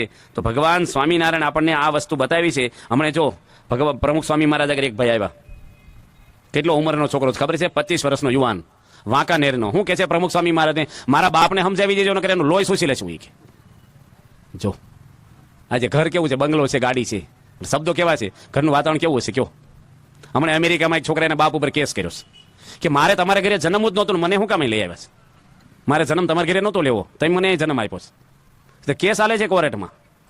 અંધેરી નગરી ગંડુ રાજા, બાપને જ કેસ કરવો જોઈએ કે તને અહીં બોલાવ્યો નતો, તું અહીં જન્મ શું કામ મારા ઘરે? હાલ કે એવું બધા કેવી પેઢી તૈયાર થાય છે નવી. જો પ્લાસ્ટિકના ફૂલ છે, કોઈ કરમાવાના છે અને પાણીની જરૂર પડશે. શો બધા છે સંસારમાં, ગાડીઓ હોય, બંગલા હોય, હોનાની ચેનો પહેરો, શો છે ખાલી. બધાના જીવન ટેન્શન વાળા છે, બોલો, ચિંતા અને વ્યાધિ, એટલે દવાખાના વધ્યા બધા. આપણે બેઠા ને એવું જીવન જ નથી આપણું. બહાર જુદા ને અંદર જુદા. ઓરિજિનલ જીવન આપણે જીવી જ નથી એકતા. એકલા હોય ત્યારે કેવા હોય, મહેમાન આવે ત્યારે કેવા હોય, અચ્છા જાહેરમાં કેવા બેઠા છે. જીવન માણસના સ્વભાવ બદલાવા જોઈએ. અંદરને બધી વાસનાઓ, કુટેવો, આપણો ક્રોધ, માન, ઈર્ષા, આ બધું નીકળે ને તારે શાંતિ થાય. મકાન બાંધે કોઈ દે શાંતિ નથી થતી, કોઈ દે નહીં થાય. જો તમારા ઘરમાં કબૂતરા આવતા હોય તો કબૂતરા ક્યાંથી આવે છે ભાઈ? બારીમાંથી આવે, ચરક કરી જાય, હાંઠીકડા લાવે તો બારીને જાળી મારો. કબૂતરાનું કારણ બારી છે. ઉંદરડા કરી જાય છે, કાગળિયા કાપી જાય છે, ગોદડા કાપી જાય છે, તો પાંજરું લાવો, કારણ કે એનું કારણ આ ઉંદરડા છે. ઘરમાં ડખા જાય છે એનું કારણ શું છે? રામચંદ્ર ભગવાનના ઘરની અંદર આવું ભગવાનનો અવતાર કહેવાય, એના ઘરમાં પ્રોબ્લેમ કેમ થયો? કારણ શું છે એનું? અહમ અને મમત્વ. કઈ કઈનો અહંકાર જાગૃત કર્યો મંથરા દાસી. કેવું કીધું કે હું તો હોઈ રહી છું, કૌશલ્યા માતા દાન આપે છે જો તું, અને રાજમાતા થવાની છે, તને રાજમાતાનું સ્થાન મળશે. રામચંદ્ર ભગવાન ગાદી આવશે ને પછી કોણ ગાદી આવશે? એનો દીકરો જ આવશે. પછી કોણ આવશે? કે એનો દીકરો જ આવશે. તારા ભરતને મળી ગાદી કઈ? એ તો ચાકરી કરવા જન્મો છે, આટા ફેરા ખાશે. જોરો અહંકાર જાગૃત કર્યો. આ ગામ ઘણા બધા હોય છે અંદર અંદર આ બધા શબ્દો નાખનારા. જો તું મરી જતો તારો ભાઈ કઈ કરે છે? તારે જ નકરું ઢવડા કરવા પડે છે એટલે ઘરમાં વિખવાદ શરૂ કરી દે. આપણા એક શૈલેષભાઈ ધાનાણી છે, રાજકોટમાં રહે છે. ગામડામાંથી બિચારા રહેવા આવ્યા. ઘરમાં પૂરું ન થાય એટલે રાત્રે 2 કલાક નોકરી કરે. અને હું કીધું ખબર છે શેરીવાળા? પેલી બાઈને કહે છે જોયો તારો પતિ? કોઈક વાર તો 12 વાગે આવે, રાત્રે 1 વાગે આવે. શહેરમાં આવે એટલે મારા વાળા રંગરેલિયા થઈ જાય રખડેલ. ધ્યાન રાખજે ક્યાં જઈને આવે છે. જો વેમ નાખી દીધો. વેમ નાખનારા દુનિયામાં બહુ જ છે બધાય, માટે સાવધાન રહેવાનું. અને પેલી પત્નીને કેવું કુટુંબ આપણું અને કેવું થઈ ગયું, આપણા સત્સંગી નહોતા ઈ, પણ એની પત્નીને વેમ પેઠો ને એટલે ઘરમાં ઝઘડો શરૂ થયો, મારામારી થઈ. એટલું નહીં, એની પત્ની કેરોસન છાંટ્યું પોતા ઉપર કે આની કરતા તો મરી જવું હારું, આની ભેગું રહેવું એની કરતા. અને બૂમા બૂમ કરી. વિનુભાઈ આપણા સત્સંગી ભાડે રહેતા બિચારા દોડીને આવીને એને હાથ પકડી લીધો, બાકસ લઈ લીધું અને શાંતિ કરી. અને પેલો કંટાળી ગયો શૈલેષભાઈ. એ કે આની કરતા તો હું જ મરી જાઉં, કારણ કે શેરીમાં બધા મને શંકાની દ્રષ્ટિ જોવે. જ્યારે નીકળું જોયો પેલો રખડેલ આવ્યો અને ઘરવાળી મારી જોડે બોલે નહીં, મારી દીકરી કોઈ મને બોલે નહીં, અને હાવ મોઢું ચડાવીને ફરે. આની કરતા મરી જવું સારું, આ કઈ જીવન છે મારું? અને રડી પડ્યા ને. વિનુભાઈ કે મારે ત્યાં ઘર સભા થાય છે ને એમાં આવજો. એની ઘર સભામાં બેસતા થયા. ધીરે ધીરે એને શાંતિ થઈ. એને કીધું તું ઘર સભા કર. ઘર સભા એટલે ઘરના 4 સભ્યો ભેગા થઈ અને કલાક સત્સંગ કરો, અઠવાડિયામાં 2 વાર જ. પેલો કે મને રવિ સભાની જ્ઞાન નથી, ઘર સભા કેવી રીતે કરું? અને ધીરે ધીરે એને રસ પડ્યો કરી. પછી એને પૂજા આપી અને ઘર સભા શરૂ કરીને એની પત્ની શું કે ખબર? આ ઢોંગ કરે છે, આને ધર્મગ્રંથને શું લેવા દેવા છે? આ તો રખડેલ માણસ ને વાળા પોથી લઈને બેસે. પછી શંકાની દ્રષ્ટિ જોવે. પણ ધીરે ધીરે પૂજા કરે ને, સવારમાં વહેલો ઉઠીને અને એની પત્ની બારીની તિરાડમાંથી જોવે કે આવો શું કરે છે. અને પૂજા કરે આંખો બંધ કરીને. અને એની પત્નીને મહિના પછી વિશ્વાસ આવ્યો કે માણસ સાચો છે, ખોટો નથી. અને ધીરે ધીરે એની પૂજા લીધી. આજે એ ભાઈ કાર્ય કરે છે ને આખા ઘરમાં શાંતિ થઈ ગઈ. જે માણસ આપઘાત કરવાનો હતો, જે મરી જવાની હતી એની પત્ની, પણ આ સત્સંગ જુઓ તમે. તમને દુનિયાની કોઈ વસ્તુ શાંતિ નહીં આપે ને, એ સમજણ આપશે. મકાનો બાંધો ના નથી, પણ મકાનથી કોઈને શાંતિ થઈ હોય એટલે આવો. મકાન તો એક વ્યવસ્થા છે, ગાડી તો એક વ્યવસ્થા છે. દુઃખ અને સુખનું કારણ માણસનું મન છે. આવા તો બહુ બધા પ્રસંગો છે. આપણા એક લલિતભાઈ છે ભમોદરાના. હવે એ બિચારા એના બાપ તો ધામમાં ગયા છે અને એની મેરેજ કર્યા, તરત એની હાહુઓના ઝઘડા. ઘરે જાય ને એટલે તરત ઝઘડતા જ હોય. એ કેવું ત્રાસી ગયો, આની કદાચ પાણ્યો ન હતો સારું. તું કે ભાઈ સમજાવું ને, મારી મમ્મીને સમજાવું કે હવે આ નવા ઘરની છોકરી છે, નવી નવી આવી છે, ભાઈ થોડી વાર તમે ચલાવી લો, એનો ઉછેર કેવો હોય, એના સંસ્કાર કેવા હોય, ધીરે ધીરે ઘડાશે. થોડુંક લેટ ગો કરો ને, જતું કરો ને. એની માં શું કે ખબર? તું તો હોવ ઘેલો થઈ ગયો છે, તારી હોવને સમજાય ને મને કેસ તારે. એની ઘરવાળીને સમજાવે કે ભાઈ આ ઉંમરવાળા માજી છે ને, પાકા ઘડે કાંઠા ન ચડે, ઉંમરવાળાની જૂની ટેવ હોય તો થોડુંક હવે સાંભળી લેવું, આપણે ભૂલી જવું. તો કે મને ખબર નહીં તમે માવડિયા છો. બિચારાને 2 બાજુથી દાબેલી જેવી થઈ ગઈ હાલત. 2 બાજુથી કે મરી ગયો હું તો, કોઈને કહેવાય નહીં. ઘર સભા શરૂ કરી. સંતોએ કીધું ઘર સભા કરી. જો એની પત્ની બેઠે તેની માં આવે જ નહીં, કે પેલી બેઠી એટલે હું બેહું નહીં જોડે, એટલી આંટી પડી ગયેલી. અને એની માં બે એની ઘરવાળી કોઈ ન આવે કે હવે નહીં, પણ નજીક કામ કરે, અનાજ સાફ કરે, સાંભળે ખરા હું વંચાય છે. ધીરે ધીરે 2 મહિના પછી રસ પડ્યો અને 2 જણ સત્સંગી થઈ ગયા. એ ભાઈ વાત કરી કે હું 2 વર્ષ સુધી બહાર ગામ જાઉં તો ઊંચા અવાજે ઘરમાં બોલે નહીં, મને ખાતરી થઈ ગઈ. હવે સત્સંગ શિક્ષણ પરીક્ષાઓ હાહુઓ ભેગા થઈને તૈયારી કરે છે, ભેગા આરતી કરે, સભા કરે, માં દીકરી જેમ રહે છે. જો આ ઘર સભા છે ને, એ સામાન્ય વસ્તુ લાગે તમને. તમારા દીકરા તમારી આગળ દિલ નથી ખોલી શકતા, તમારા ઘરવાળા હોય કે તમે નથી ખોલી શકતા, તમારા મિત્રો આગળ બોલો છો ને ઘરમાં નથી બોલી શકતા હોય. એ મનમાં ઘર છે ને એક કેવું ગેસ્ટ હાઉસ જેવું થઈ ગયું. જો વેકેશનમાં છોકરાઓ બધા શું કરશે? ખાવા જ ઘરમાં આવશે, આખો દાડો બહાર. તમારે એવું જ થઈ ગયું છે, ખાવું ઘરમાં પછી બહાર જવું, જમીન બહાર નીકળી જતા છો હાજી. એટલે ઘર આપણું એક કુટુંબ બને. ઘરમાં દિવાલો નો આડી પડે, તરાડો ન પડે. પેલા 20 માણસ એક રસોડે જમતા, સહન કરતા. અત્યારે માણસના મન નોખા નોખા થવા મળ્યા છે. એવા તો હજારો પ્રસંગો છે. માટે આ સત્સંગની જરૂર છે. પ્રમુખ સ્વામી મહારાજ કહે છે કે કુટુંબમાં એકતા લાવી હોય તો ઘર સત્સંગ કરો, ઘર સભા કરો, એકાબીજીને સમજવાની કોશિશ કરો અને મોટું મન રાખો. આ 4 ઉપાય બતાવ્યા છે. થોડુંક મોટું મન રાખો, થોડુંક સમજો એકાબીજીને, તો આપણા જીવનની અંદર એવા સારા સદગુણો આવે. એના માટે આપણે આ સત્સંગ કરીએ છીએ. આપણે અહીંયા 2-3 દિવસ પારણ કરવાના. હવે 2 દાડત ગણો ને 3 દાડત ક્યાં રહી આવે? પૂરું 10:30 તો થઈ ગયા. હજી તો આપણે 2 ગ્રાઉન્ડ બાંધી છીએ કથાનું. વચનાવ તો સમજાવવાનું જ તમને, જે ખોલ્યું નથી આપણે. કારણ કે હવે આમાં તો હું હમણાં ગઈ પુણ્યમે મેં કથા શરૂ કરી સવારે 8 વાગે, તે 12:30 પૂરી કરી. એક ધારી રિશેષ ને કાંઈ નહીં. 1500 હરિભક્તો હતા પુણ્યમે. તો 2-5 કલાક ટાઈમ હોય ને તો શાંતિથી કથા થાય. આ તો તમારે પંખાની સ્વિચ બંધ કરો તો પંખો ઘડીક ફરે જ જોજો. એમ આપણે બેઠા હોય ને માંડ વાતાવરણ જામે નહીં, ક્યાં તો હવે આપણે કે ટાઈમ થઈ ગયો ઉઠવાનો, એટલે મન ઉઠી જાય આપણું કથામાંથી. અમારે તો હજી ગઢડા પોગવાનું છે અત્યારે જ છે. તો આપણે 10:30 તો થઈ ગયા છે, પણ કથા વાર્તાનું ઘણું બધું લાભ આપણે લેવાનો છે. અહીંયા આપણે બેઠા છીએ બધાય 2 દાડા કથા સાંભળીને કાંઈક ફેરફાર થવો જોઈએ આપણામાં. અત્યારે નથી તો કાલે આપણા કુટુંબમાં પ્રશ્ન આવશે ને આવશે. તમને કહેવાય નહીં એવા પ્રશ્ન આજે સમાજમાં થઈ રહ્યા. નકરી માળા નથી ફેરવવાની. મનુષ્યનું જીવન છે એ કેવી રીતે જીવવાનું છે એના માટેની આ કથા છે. માટે આપણા વ્યસનો કાંઈક હોય નીકળી જાય, આપણી ઉગ્રતા નીકળી જાય, આપણો ક્રોધ જતો રહે, થોડાક આપણી ધીરજ રહે, શાંતિ રહે. યોગી મહારાજે કેટલું સહન કર્યું છે. પ્રમુખ સ્વામી મહારાજે પણ આ સંસ્થા ઊભી છે ને એ કઈ રાતોરાત મંત્રથી નથી થઈ ગઈ. 72 વર્ષના ઇતિહાસમાં પોતે ઓગળી ગયા છે અને ઝેરના ઘૂંટડા ઝીરવા છે, સહન કર્યું છે, એક રજા નથી પાડી અને બધાના મન હાંચવા છે પ્રમુખ સ્વામી મહારાજે. તારે એટલે 835 સાધુઓને સમર્પણ થઈ ગયા. BAPS સંસ્થા આજે એક સૂત્રથી ચાલી રહી છે. એનું કારણ શું છે? સ્વામીજી એવા એક મહાન સુકાની છે BAPS સંસ્થામાં. 100 વર્ષ પહેલા આ સંસ્થામાં એક વાસણ નહોતું, એક તપેલું નહોતું ને ભીખ માંગીને શાસ્ત્રીજી મહારાજ જમતા. કેરોસીનના ડબ્બામાં ખીચડી રાંધીને ખાતા એ વ્યક્તિ આજે આ દુનિયામાં હોનાના સિંહાસનમાં બેસીને લાખો મનુષ્યોની પૂજા કરે છે. BAPS સંસ્થા આખા હિન્દુ ધર્મની અંદર નંબર 1 થઈનું કારણ શું છે? આખા વિશ્વમાં પહેલા નંબરની સંસ્થા છે. કાંઈ નહોતું આપણી આગળ. સાધુતા, સંત હાચા હતા યોગી બાપા ને પ્રમુખ સ્વામી. આપણે ખબર, આપણે 2004ની સાલમાં કંઈક બાળકો બધા બેઠા છે ને વેકેશનની અંદર, આ બધા બાળકોને આપણે ટ્રેનિંગ આપી. કેટલા બાળકોને આપી? 25,000 બાળકોને. કેટલા બાળ મંડળો હાલે છે? 5,000 બાળ મંડળો હાલે છે સંસ્થામાં. અને 25,000 બાળકોને વેકેશનમાં 1 મહિનો ટ્રેનિંગ આપી. આપણે યુનિફોર્મ સીવડાવ્યા, ટોપી આપી, સાહિત્ય આપ્યું, ઠેલા આપ્યા અને વ્યસન મુક્તિનો કાર્યક્રમ આપણે શરૂ કરાવ્યો બાળકો આગળ. અને કેટલા બાળકો નીકળ્યા હતા? 25,000 બાળકો. 8 લાખ માણસોને વ્યસન મુકાવ્યા 1 મહિનામાં ગુજરાત રાજ્યમાં. કોઈ જગ્યા બાકી નહોતી રાખી. ગેરેજમાં જવાનું, બસ સ્ટેન્ડમાં જવાનું, રેલવે સ્ટેશને, હોસ્પિટલોમાં, કચેરીઓમાં, સ્કૂલોમાં, બધી દવાખાનામાં, બધી જગ્યાએ જાહેરમાં બાળકો જાય 5-5ના ગ્રુપમાં. અને જાતના માણસો મળે, છોકરા પાછા ન પડે. BAPS ના બાળકો હતા. 8 લાખ માણસોના ફોર્મ ભર્યા વ્યસનમાં. જળ આપે, પ્રતિજ્ઞાઓ આપે. 8 લાખમાંથી માનો કે 4 લાખે શરૂ કર્યા હોય, માની લો તમે, તો 4 લાખ માણસો તો વ્યસન મૂક્યા ને. એમાંથી 2 લાખે શરૂ કર્યા તો 2 લાખ તો નક્કર રહ્યા ને. અને 10 રૂપિયાનું વ્યસન હોય તો રોજના કેટલા થયા? 20 લાખ રૂપિયા દાડો ઉગન સમાજ સેવા થઈ કે ન થઈ છોકરાઓની? આમ ખબર ના પડે આપણને. અને બાળકો ગાંધીનગરની અંદર વ્યસન મુકાવા ગયા ત્યારે મોટો IAS ઓફિસર એક અને સિગારેટો પીવે. એના બંગલે જવું ને એ માણસ થથરવા મળે. બુદ્ધિશાળી માણસ, અધિકારી માણસ. અને 5 નાના બાળકો કયા હતા ખબર છે? 6ઠા થી 10મા ધોરણની વચ્ચેના. એ 5 બાળકો IAS ઓફિસરના ઘરે જઈને બેલ માર્યો. અને પેલો સાહેબ તો એકદમ ગરમ મગજનો, હું આવ્યા છે? એને એમ કે અનાથ આશ્રમમાંથી કંઈક લેવા આવ્યા છે દાન. હું આવ્યા છે અહીંયા? એ કે થોડીક વાત કરવા આવ્યા છે. કાંઈ દેવાનું નથી. કે દેવાનું નથી, કાંઈ લેવા નથી આવ્યા. અમે તો BAPS માંથી આવ્યા છીએ.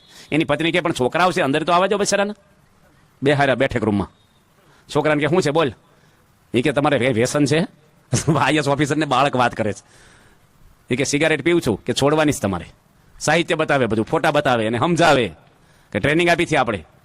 એ સાહેબ શું કહે છે કે તમારું અક્ષરધામ છે ને ગાંધીનગરમાં, એની આજુબાજુ 3 ગલ્લા છે અને ગુટકા વેચે છે. પેલા ત્યાં મુકાવા જાવ, બધા ત્યાં ઘણા ખાવા આવે છે. જવાના છો? કે ન્યાય જવાના છીએ એમ. છોડશે બધાય? બાળકો કે સાહેબ એવું છે ને બુદ્ધિશાળી હોય મૂકે. સાહેબને અમુક વખતે ભગવાન બોલી જાય છોકરાઓમાં. એ કે વાત તો બધાને કરી છે પણ બુદ્ધિશાળી મૂકે. સાહેબ ન મૂકે કેવા ગણવાના? મોઢું એટલું થઈ ગયું કે હારું હું મૂકી જ દવા જ કે. એવો શબ્દ વાપર્યો ને સાહેબને વાગ્યો અંદર અને વ્યસન મૂક્યું. અમદાવાદની એક બાલિકા, નાની છોકરી આપણી 10 વર્ષની, એના બાપુજી ધામમાં ગયા ને એની નનામી ઠાઠડી બંધાણી છે. અને બધા ઉછકવા આવ્યા ને છોકરી રોતી બહાર આવી. એ કે મારા બાપુજીની ઠાઠડીને કોઈ અડવાનું નથી. કે જેને વ્યસન હોય ને એ કોઈ અડશો જ નહીં. કે મારા પપ્પાએ જિંદગીમાં એક વ્યસન કર્યું નતું, સત્સંગી હતા, બીડીયું બાકે થોડા આઘાત રહેજો. ગુટકાવાળા વ્યસન મૂકો. 25 જણે વ્યસન મુકાવ્યા, ઠાઠડી બાંધેલી ન્યા છોકરી. પ્રમુખ સ્વામી મહારાજે ટોળા ભેગી નથી કર્યા. ક્વોલિટીઓ કેવી કરી જોવો તમે. આમ એકદમ સમાજ કેવો તૈયાર કર્યો ભવિષ્યની પેઢી. તમે ઝાઝા બકરા રાખો કે તમે ભેંસની હારી. ક્વોલિટી કેમ એમ ટોળા ભેગા થાય પણ એક હોય ને સિંહ એ બધા ઘેટાના ટોળા વીખી નાખે એકમાં. આપણે ત્યાં એવા છે પેલા પ્રકાશભાઈ સિંહ પટેલ, આપણે જર્મનીમાં રહે અને જૈન ધર્મના ગુરુ હતા સુશીલ કુમારજી, આખા જૈનોના મેન ગુરુ, પ્લેનમાં ભેગા થઈ ગયા. આ છોકરાને તો ચાંદલો હવારનો કરેલો હતો, નાવા ગયેલો એટલે ભૂસાઈ ગયો હતો, ચાંદલો નતો કપાળમાં, પ્લેનમાં બાજુની સીટે બેઠો હતો. પણ છોકરો છે ને વચના જ વાંચ્યા કરે.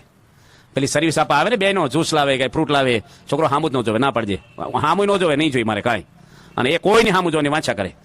વિચારે પેલા સુશીલ કુમારજી પહેલો પ્રશ્ન પૂછો કે તું BAPS નો લાગે છે, પ્રમુખ સ્વામી તારા ગુરુ છે કે તમને કેમ ખબર પડી કે ચાંદલો નથી મારી કંઠી જોઈ નથી કે તારા જીવન ઉપરથી? આ ક્રેડિટ છે આપણી BAPS ની. કે સારો માલ હોય તો કોનો હોય? BAPS નો જ હોય. અમુક કંપનીનો સ્ટાન્ડર્ડ માલ જ હોય, અમુક કંપની હોય ખબર પગથિયા ઉતર્યા પછી પાછો લેવામાં નહીં આવે, એ સમજી લેવાનું ઘરે પહોંચે ક્યાં સુધી હાલશે. અને અમુક 10 વર્ષની ગેરંટી હોય. આ સંસ્થામાં BAPS નો સાધુ એક પૈસો નો રાખે, ગેરંટી છે. એક પાય નો નીકળે કોઈ સાધુ આગળ, એક વ્યસન ના હોય, કોઈને ચા કોફી નો અડે, કોઈ બહારનું પીણું નો પીવે, બહારનું આઈસ્ક્રીમ ના ખાય સાધુ, કોઈ સ્ત્રી જોડે આખું પાછું હોય નહીં, કોઈ ઘરે જાય નહીં સાધુ, ઘરે ફોન નો કરે, હજડ બમ નિયમ છે બધાય. એટલે આ સંસ્થા આજે એટલી સ્પીડમાં વધી રહી છે ને BAPS, 5 દાડે મંદિર થાય છે. 200 વર્ષ પહેલાનું તેજ, એવા નિયમો, એવા સમયા, એવા મંદિરો, એવા સાધુ, એવા હરિભક્તો આજે મોજૂદ છે. માટે આપણને એવો લાભ મળ્યો છે સત્સંગનો. આ 2 દાડા બધા લાભ લેજો તમે. આ બધું દોડધામમાં પથારી કરતા હવાર પડે પછી ઊંઘવું ક્યારે? એમાં રોજ છે ને તમારે કકડાટ મટવાનો જ નથી. આપણે કહીએ છીએ ને ઘણી વાર કે ભરવાડને 200-300 ઘેટા હોય ને રોજ એક વિયા, એનું હુતક ક્યારે મટે જ નહીં. એમ તમારો વ્યવહાર છે, ભરવાડિયું હુતક છે, તમે ઊંચા આવો જ નહીં કોઈ દી. માટે થોડોક સમય ફાળવી અને અહીંયા આવજો તો 2 દાડા કંઈક સાંભળશો તો લાભ થશે તમને. આજે તો તમને આ બેકગ્રાઉન્ડ બાંધજો, આપણે કથા કાલથી શરૂ કરશું. હવે એ ભગવાનની કથા વાર્તા સાંભળવાથી આપણે લાભ થાય છે. એ વાતો કરી તમને કે જીવન માણસોના કથાથી બદલાય છે. કથાનો મહિમા બધો કીધો કે આવા માણસો કથા સાંભળીથી સુધારો થયો છે. તો આપણામાં કંઈક સુધારો સારો થાય, જીવન સારું બને, આપણું ફેમિલી કેળવાય. ભવિષ્યમાં તમારા બાળકો છે, આ છોકરો બેઠો છે તમારા ખોળામાં, પણ અત્યારે તમે બેહાર્યો બાજુમાં, પણ આ છોકરો પણ છે અને તમે મોટા થશો પછી પડખે બેહારશો.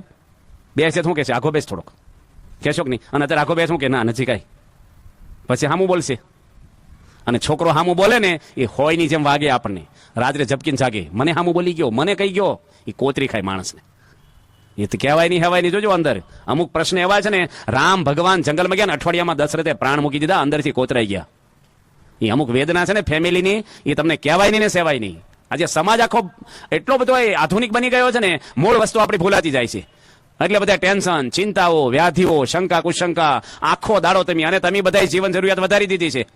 એટલે તમને છોકરા જોડેનો ટાઈમ રહેતો નથી. વધારી છે કે નથી વધારી?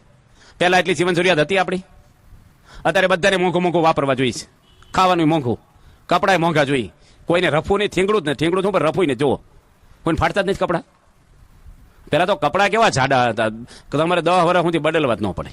અને ચંપલે પહેલા ટાયરના પહેરતા, ખબર?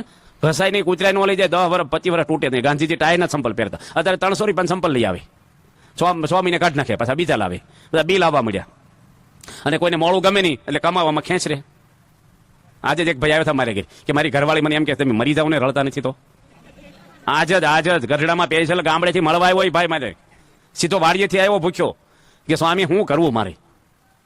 વિચાર કરો, દીકરીઓ પરણાવા જેવડી થઈ છે ને આવું બોલે છે ની પત્ની કે આની કરતા મરી જાવ ને કે છે. એ કે ખેતરમાં કામ તો કરું છું, દાળીએ જાઉં છું, પછી શું કરવું? જો માણસના ઘરમાં કેવું પ્રશ્ન થાય, ખેંચ કેવી આવે છે ઘરમાં. આપણે કરકસરથી થોડું ચલાવી લેવું, નમી દેવું. આજે માણસને એટલું બધું કમાવાનું એટલે સમય મળે નહીં ફેમિલી જોડે બેસવાનો. જીવન જરૂરિયાત પૂરી પાડી દો તમે. માણસ છે એને પ્રેમ જોઈએ, હૂંફ જોઈએ, લાગણી જોઈએ, દિલ ખોલી આપણી આગળ ભેગા બેસીને જમો, એનો આનંદ છે. ભલે સાસ રોટલો ખાવ પણ અંદર લાગણીને પ્રેમ હોય ને એ આનંદ જુદો છે. અને તમે હારું જમતા હો પણ અંદર મન તૂટી ગયા હોય તો પ્રશ્ન થાય કે નથી થતો? બધાને થાય છે. માટે આપણા કુટુંબની અંદર શાંતિ રહે, આપણા સંસ્કાર સારા રહે, આપણું જીવન સારું રહે, એના માટે અહીંયા કાર્યકરોએ આયોજન કર્યું છે બિચારાઈ. અને બધી ક્યારના મંડ્યા હોય ત્યારે બધું તૈયાર થાય. આપણે તો જાનમાં બે જતા રહેવાનું છે, બેહવાનું છે ખાલી. અહીં ક્યાં કઈ દેવા લેવાનું છે તમારે? 2 શબ્દ સાંભળવાના, ઘણું બધું સાંભળી નથી સાંભળવાનું. તો આ 2 દાડા કાલે સાંભળવા આવજો, પમદાડે પૂરું થઈ જાય છે આપણે. માટે ભગવાનને પોણા ગયા છે, પ્રાર્થના કરીએ આપણે કે તમે બધા સાંભળવા આવ્યા છો. તમારા જીવનમાં એક સારા ગુણ ખીલે, કુટુંબ આપણું કેળવાય, શાંતિ રહે, આપણને આપણામાં જે કાંઈ વ્યસન હોય, દૂષણ હોય નીકળી જાય. થોડુંક આપણે ઘરની અંદર પણ અનુકૂળ થઈએ, નમી દઈએ. પ્રમુખ સ્વામી મહારાજે ક્યારે પકડી નથી રાખ્યું. એ પોતે બોલે છે કે મૂરખ, મકોડો ને મગર એ ત્રણ મૂકે, પકડે મૂકે નહીં. મકોડો બટકું ભરે ને એ તૂટી જાય ને પણ એનું બટકું ન મૂકે, કેડથી તૂટી જાય, કાથી બળી જાય પણ વળ ન મૂકે. મૂર્ખ માણસ એવો છે. માટે આપણે મનની ગાંઠો બધી મૂકવાની છે. મા બાપને પણ ક્યારે ભૂલવાના નથી. તમારા સંદાસ ધોયા છે, તમને હાલતા શીખવાડ્યા, ખોળામાં બેહાર્યા છે, એની હાઈ નો લેશો ગરીબ બિચારાની. લાચારી ભોગવે લાચારી મા બાપ. તમે જોજો હૃદયથી સાંભળવાનું. અમુક સર્વિસે જાઓ ને ડોહા બિચારા કે દીકરા મારું એટલું કામ કરતો આવીશ, મને નહીં કહેવાનું, પેલો નવરો છે નાનો એને કહો ને. લાચારી ભોગવેશ તમારે ઘરે કરીશ એટલું બીવે. અરે ગાંધીનગરમાં એક ભાઈ મળ્યા ના છોકરાની ફેક્ટરીમાં નોકરી કરે છે. બાપ નોકર ને છોકરો શેઠ. આજે કેવા સંસ્કારો આવ્યા છે આપણે ત્યાં. જુઓ વૃદ્ધાશ્રમો થઈ ગયા બધી. આ બરવાળામાં છો, અમને ધંધુકામાં થયો, અમરેલીમાં થયા. એ આ લોકો તો જિંદગી ખુરશી વાળા નહીં વાંધો, પણ તમને એમાં મૂકવાનું આવશે. કારણ કે તમે ગઢા થશો ને કે છોકરા એકદમ મોડર્ન થશે હવે નવી પેઢીના. તમારી જગ્યા ન્યા થવાની છે. સંસ્કાર નહીં આપો તો. આપણા દેશમાં તો વૃદ્ધાશ્રમ હોતા હશે ભારતમાં. 200 વર્ષ અંગ્રેજે રાજ કર્યું આપણા ભારત ઉપર, પણ એક નિયમ ભારતનો રાખ્યો છે લોકોએ. અને તમે બધા અંગ્રેજને પ્રમાણે જીવતા થઈ ગયા, ટેબલ ખુરશી પર ખાતા થઈ ગયા. એ ભારતની સંસ્કૃતિ છે. રવિવારે રજા ભારતમાં હતી, 11 ને અમાસ ને પૂનમ હતી. આપણે તિથિ પ્રમાણે ચાલવા વાળા હતા, તારીખ પ્રમાણે થઈ ગયા. એ કઈ અંગ્રેજની ઘરવાળી હાડી પહેરતી થઈ અને તમારા બૈરા પાટલું પહેરતા થયા. આ અંગ્રેજોમાં શીખ્યા બધું. નથી આવ્યું બધું આ વિકૃતિ, બધી રમતો અને બધું ફોરેનનું અનુકરણ થવા મળ્યું છે આપણે ત્યાં જ. હમણાં એક આપણા સત્સંગી સર્વિસ કરે છે અમેરિકામાં, એની ભેગો એક ધોળિયો નોકરી કરે છે. તે ધોળિયો શું કે ખબર, એ કે આજે તો પટેલ તને ખબર છે મારા મા બાપને મેં ચા પીવડાવી કે બોલાવી. તેને હું જાણે હિમાલય ચડી આવ્યો ને સરવણની જેમ કેટલું બધું એનો અઠવાડિયામાં 3 વાર સંભળાવે મેં ચા પીવડાવ્યો બોલાવી નહીં કે. પછી પેલો કંટાળ્યો આપણો, એ કે હવે એમાં મને તું કે શું કરે, મેં તો ભારતમાંથી મારા મા બાપને તેડાવ્યા અને હું એની સેવા કરું છું. પેલો ટાટો થઈ ગયો બોલતો, પછી ચા પીવડાવી જેને હું કરી નાખ્યું હોય. એની પરથી ખબર પડે ને કે મા બાપને કેમ રાખતા હશે લોકો. માટે આપણે મા બાપને પણ ભૂલવા નહીં. આપણે સેવા સારી કરવી. નાના ભાઈ હોય મોટા ભાઈ હોય થોડું નમી દેવું, ખમી ખાવું, ચલાવી લેવું. આપણે અંદર આપણે કંઈક થાય, વાસણ ભેગા એટલે ખખડે, પણ ભંગારમાં જાય એટલે ન ખખડાવવા. થોડું થાય ન થાય એવું નથી કહેતા આપણે, પણ ત્યારે આપણે બાંધછોડ કરી લેવી. આપણે જો અમારા સંતો છે છેલ્લા 30 વર્ષથી 250 સંતો એક રસોડે જમે છે. કેટલા વર્ષથી? 30 વર્ષથી. બધાના મા બાપ જુદા છે. એક વખત પણ ઊંચા અવાજે કોઈ સાધુ બોલ્યો નથી. પ્રમુખ સ્વામી કોકના દીકરાને કેવા કેળવા છે જોવો તમે. અને તમારા પરણાવ્યા 6 મહિનામાં નોખું થવું છો કે છે કે નથી કહેતા. એટલે માટે પહેલેથી જ પેલા મકાનમાં છે ત્યાં ડેલાનું એવું કાચું છે બે બાજુ કે વચ્ચે દિવાલ કરવાની. પેલા નો વિચાર આવતો તો આવે દિવાલ ક્યારે કરવાની છે, રાખ્યું જ છે બારું એના માટે. તૈયાર જ હોય જો. એટલે આપણે ઘર એવું કુટુંબ કેળવાય, સારું આપણા જીવનની અંદર સંસ્કાર મળે, શાંતિ મળે. પૈસા તો ભગવાનના નસીબમાં હોય એ આપે છે આપણને, પણ આનંદ છે એમને જ આવે. સબરીબાઈની ઝૂંપડીમાં આનંદ હતો, એ રાવણને નહોતો. એ મહેલમાં આનંદ નથી, આનંદ મનમાં છે. માટે મન આપણું ચોખ્ખું શુદ્ધ થાય, તમને સરસ ભોજન આપે. છોકરાઓ શ્રીખંડપુરી, રસપુરી, સમોસા પણ સંડાસમાં બેસીને ખાઈ આવો.